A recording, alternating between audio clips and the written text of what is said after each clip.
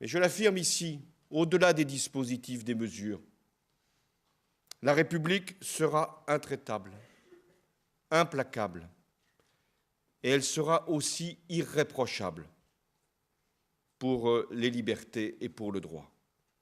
Notre responsabilité, c'est de promouvoir l'école de la République. Elle ne protège pas les enfants de tous les maux qui peuvent frapper la société. Mais l'école, c'est la meilleure arme pour la reconquête. J'en ai d'ailleurs fait la priorité de mon quinquennat. Une nouvelle étape sera franchie dans la refondation. J'en donne les grandes lignes. Maîtrise du français dès la maternelle, parce que le français, c'est essentiel pour vivre en France, pour participer à la réussite de la France. De nouveaux moyens seront donnés à la lutte contre le décrochage scolaire. La formation des enseignants sera renforcée, améliorée pour les préparer à leur métier. Et je veux ici saluer leur engagement. Les lycées professionnels seront revalorisés et le parcours de ces jeunes sera accompagné jusqu'au bout, c'est-à-dire jusqu'à l'acquisition du métier. Enfin, le numérique sera enseigné de l'élémentaire jusqu'à la terminale, avec des diplômes correspondants.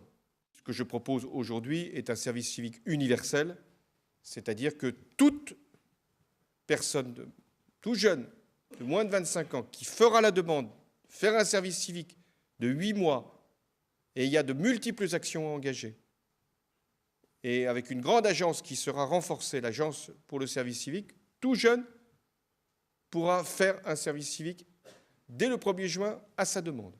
Il y a plein de dispositifs qui existent. Et donc ça se superpose, ça s'accumule, on n'y voit plus rien, on n'y voit plus clair.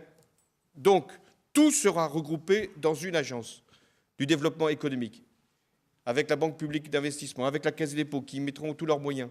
Cette agence de développement économique, comme il y a l'agence pour la rénovation urbaine, suscitera la création d'entreprises, parce qu'il y a beaucoup de création d'entreprises dans ces quartiers, beaucoup d'initiatives. Et donc, cette agence sera mise en place le plus rapidement possible.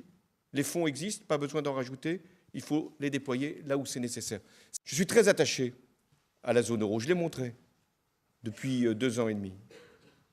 Mais je suis aussi très conscient que l'austérité à tout jamais, comme ligne d'horizon, ne peut pas être une solution ni pour les Grecs ni pour les Européens.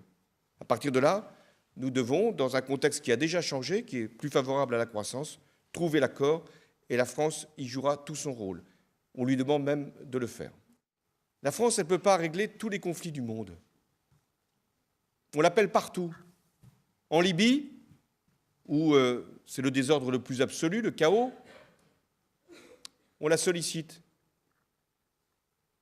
Au Nigeria, au Cameroun, dans la zone du Sahel, on l'appelle. En Syrie, j'ai été sollicité. La France, elle ne peut pas être la seule puissance du monde à agir, avec des moyens militaires et financiers qui ont été rappelés. Donc il y a un message que je veux adresser à la communauté internationale et aux plus grands pays. Faites votre travail. Ne faites pas la leçon, faites l'action. Ce n'est pas pareil, la leçon et l'action. Faites votre devoir.